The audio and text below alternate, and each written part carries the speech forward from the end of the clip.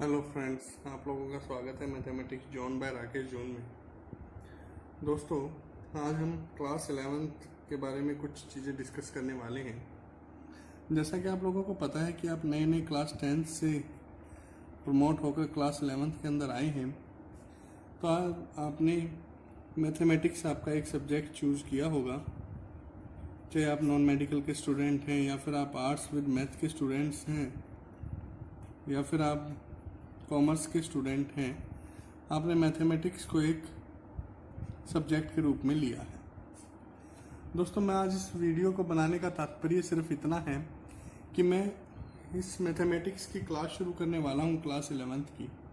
लेकिन उससे पहले कुछ चीज़ें क्लियर कर देना चाहता हूँ। दोस्तों देखिए दोस्तों, आप लोगों ने क्लास 10th में मैथ को पढ़ा है, बड़े आसानी से आप लोगों ने इसको क्लियर किया है, तभी आप 11th के अंदर आ पाए हैं। दूसरी बात अगर मैं करूं तो एक बेसिक सा डिफरेंस आता है क्लास 10th और 11th के मैथ में। देखिए दोस्तों, जो क्लास 10th का मैथ था वो प्रैक्टिकल बेस्ड था। ठीक है, आप कंसेप्ट पकड़ पाए नहीं पकड़ पाए डिपेंड नहीं किया, आपने आसानी से उसको क्लियर कर लिया। लेकिन अब जब जो मैथ्स आप पढ़ने वाले हैं, 11th और 12th के मैथ आप लोगों ने लिए हैं दोस्तों, ये जो 11th और 12th के मैथ हैं ये बहुत आसान है। अगर मैं पहली बात करूं तो बहुत आसान है, इनको बहुत आसानी से आप कर सकते हैं, वेरी इजी है। लेकिन चीज़ें यहाँ सिर्फ इतनी आती हैं, यहाँ आपको कंसेप्ट पकड़ने होंगे दोस्तों। कंसेप्ट एक बड़ा इंपॉर्टेंट सा रोल इसके अंदर प्ले करेंगे। और ये कंसेप्ट होंगे क्या? देखिए, अगर मैं बात करूँ क्लास 11th की, हम फिलहाल बात करते हैं। क्लास 11th में मैथ सिर्फ NCERT एक ऐसा मैथ है जो पूरे तरीके से कंसेप्ट बिल्डर का काम करेगा। और आप कोई भी एग्ज़ाम, अगर किसी भी सपने को लेकर के आप 11th या 12th के अंदर आए हैं, आपका सपना जो भी रहा हो, NDA आपको क्लियर करना हो, या फिर आपको IIT के लिए जाना हो, JEE के लिए करना हो, आपको BSc करनी हो, जो भी आपका सपना रहा हो, आपको किसी भी कंपटीशन एग्ज़ाम में अगर आपको बैठना है तो आपका सबसे पहली जो चीज़ होगी वो मैथमेटिक्स को स्ट्रॉन्ग करना होगा। और इस मैथमेटिक्स को स्ट्रॉन्ग करने के लिए आपको कंसेप्ट बनाने होंगे दोस्तों। और ये जो कंसेप्ट होंगे ना, ये सबसे ज़्यादा NCERT ही आपको देगी। आपके पास सैकड़ों रेफरेंस बुक हो सकती हैं दोस्तों। RS अग्रवाल आपके पास हो सकती है, RD शर्मा आपके पास हो सकती है, एलिमेंट की मैथमेटिक्स आपके पास हो सकती है, CBSE के लिए अलग आती है, हरियाणा बोर्ड के लिए अलग आती है। लेकिन ये सारी जितनी भी बुक्स हैं वो सारी की सारी NCERT से निकली। अब बात यह आती है कि सर NCERT तो हम 10th में ही पढ़ते आए हैं। एक बड़ा कॉमन सा डिफरेंस है दोस्तों, NCERT 10th को पढ़ना और NCERT 11th 12th को पढ़ना। देखिए, NCERT जो 10th की है या 9th की जो आपने NCERT पढ़ी थी, वो आपने सोल्व की है, पढ़ी नहीं है। ठीक है, सिर्फ सोल्व की। अब NCERT 11th के लिए जो मैं वर्ड यूज कर रहा हूँ कि पढ़ना, पढ़ने का मतलब ये है जैसे आप साइंस की बुक पढ़ते हैं ना दोस्तों, जैसे आप सोशल स्टडी की बुक पढ़ते हैं, किसी भी मॉरल एजुकेशन की बुक पढ़ते हैं, उस तरीके से NCERT को पढ़ना। यानी कि NCERT को वर्ड बाय वर्ड पढ़ना, वर्ड बाय वर्ड पढ़ना, और उसके बाद उनके जो कंसेप्ट्स निकले हैं उनके ऊपर बात करना। इस चीज़ पे सबसे ज़्यादा फोकस रहना चाहिए, तब आप न्यूमेरिकल्स की तह तक जा सकते हैं, तब आप कंपटीशन के लेवल तक जा सकते हैं। अगर आप NCERT को लाइन बाय लाइन पढ़ते हैं दोस्तों, तो आपके जो कंसेप्ट हैं वो अपने आप बनते चले जाएंगे। ये जो लाइन बाय लाइन पढ़ना, ये कंसेप्ट बिल्डर का सबसे बड़ा काम करेगा। अब बात यहाँ ये आती है, ठीक है आप लाइन बाय लाइन पढ़ सकते हैं, पढ़ भी देंगे, लेकिन जो उनकी चीज़ें हैं, देखिए जो मेन बात आती है, मेन फोकस जो होता है वो ये होता है दोस्तों कि आप लाइन बाय लाइन पढ़ने के लिए तैयार हैं, लेकिन क्या उन चीज़ों को आप समझ पाएंगे?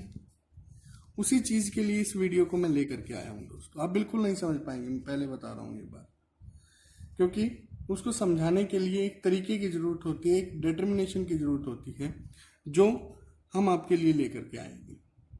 सबसे पहली बात, जब आप लाइन बाय लाइन पढ़ रहे होंगे आपको कुछ वर्ड्स के मतलब पता चलेंगे, कुछ के नहीं पता चलेंगे। मैथमेटिकल वर्ड्स की बात कर रहा हूँ मैं। इंग्लिश आपकी कितनी अच्छी हो, इट डजंट मैटर, कितनी बुरी हो वो भी मैटर नहीं करती, ठीक है। अब मैं बात कर रहा हूँ कि किस तरीके से आप वर्ड्स को पकड़ पाएंगे, ठीक है। उसके लिए हम ये कोर्स लेकर के आए हैं जो क्लास 11th के लिए है। इस क्लास 11th में हम 2 बुक्स को फॉलो करेंगे दोस्तों। सबसे पहली बुक रहेगी एनसीईआरटी जो बेसिक बुक है, और दूसरी रहेगी एनसीईआरटी एग्जाम्पलर।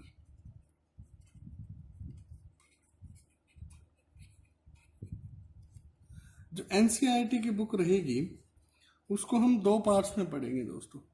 पहली पार्ट हमारा हुआ करेगा थ्योरी का पार्ट, ठीक है, जिसमें आपको कंसेप्ट बिल्डिंग करवाई जाएगी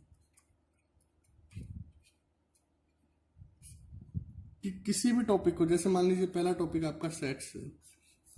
सबसे पहले हम ये पढ़ेंगे सेट्स के बारे में, थ्योरेटिकल पार्ट क्या क्या है, थ्योरी क्या क्या है, ठीक है। जैसे आप इस थ्योरी को पकड़ जाएंगे उसके बाद हम बात शुरू करेंगे इसके प्रैक्टिकल के ऊपर दोस्तों। और उस प्रैक्टिकल में क्या रहेगा, प्रैक्टिकल में रहेगा जो जो आपने थ्योरी के अंदर पढ़ा है उसका न्यूमेरिकल पार्ट, न्यूमेरिकल आपको ये दिखाया जाएगा कि जो थ्योरी के अंदर आप लोगों ने पढ़ा है उसको न्यूमेरिकली किस तरीके से सोल्व किया गया है, या कि किस तरीके से उसके बारे में बात की गई थी, ठीक है। तो जैसे ही न्यूमेरिकल पार्ट आप करेंगे उसके बाद जो भी इस वीडियो में आपको, जिस भी वीडियो को मैं बनाऊंगा, बताया गया है उससे रिलेटेड आपको होमवर्क दिया जाएगा। और उस होमवर्क को हम क्या करेंगे, अगले दिन डिस्कस करेंगे। आप उसको सॉल्व कीजिएगा। अगर आप आंसर देना चाहें कमेंट बॉक्स में दे सकते हैं, डजंट मैटर है। लेकिन अगर आप ये चाहें कि नहीं हम सॉल्व करके रख लेते हैं और आप साथ साथ मिलाना चाहें तो मिला सकते हैं दोस्तों, ठीक है। जब आपका एनसीईआरटी इस तरीके से एक टॉपिक पूरा हो जाएगा, एक चैप्टर पूरा हो जाएगा, उसके बाद एनसीईआरटी एग्जाम्पलर को सॉल्व किया जाएगा। एनसीईआरटी एग्जाम्पलर मैं आपको सॉल्व करने के लिए दूंगा। अगर आपका रिस्पॉन्स पॉजिटिव रहता है तो मैं उसको सॉल्व करवाऊंगा। अगर आपका रिस्पॉन्स पॉजिटिव नहीं रहता है तो हम सिर्फ एनसीईआरटी के ऊपर बातें करेंगे, ठीक है दोस्तों। तो ये करिकुलम रहेगा 11th के लिए। 11th का जो मेन पार्ट रहेगा उसको आपको पढ़ना ही इस तरीके से पड़ेगा कि आप सबसे पहले थ्योरेटिकल पार्ट पढ़ें, थ्योरी पढ़ें, थ्योरी के बाद उसका प्रैक्टिकल जो है, प्रैक्टिकल का मतलब जो आपकी एक्सरसाइज है उसको करें, और एक्सरसाइज करने के बाद मैं आपका एक छोटा सा टेस्ट लिया करूंगा और उस टेस्ट को सॉल्व करें। तो इस करिकुलम के साथ हम आगे बढ़ेंगे दोस्तों। इस करिकुलम को हम नेक्स्ट लेक्चर से शुरू करने वाले हैं। तो उससे पहले मैं इस वीडियो के थ्रू आपको सिर्फ इतना बताना चाह रहा था कि आप लोग 11th और 10th और 11th में बेसिक डिफरेंस क्या करेंगे। मैं फिर से बता रहा हूँ, 10th का जो मैथ है आपने वो सॉल्व किया है, हम 11th के मैथ को पढ़ेंगे, रीड करेंगे, ठीक है, कोई दिक्कत नहीं। और जैसे ही हम इसको रीड करेंगे तो आपके कंसेप्ट अपने आप बिल्ड होते चले जाएंगे। तो दोस्तों हम अगले लेक्चर से अपना काम शुरू करने वाले हैं। आपका जो पहला चैप्टर है सेट्स उसको शुरू करेंगे। तो उससे पहले हमारे वीडियो, हमारे चैनल को लाइक कीजिएगा, सब्सक्राइब कीजिएगा, ताकि हम आपको इसी तरीके से आगे पढ़ाते रहें। धन्यवाद दोस्तों।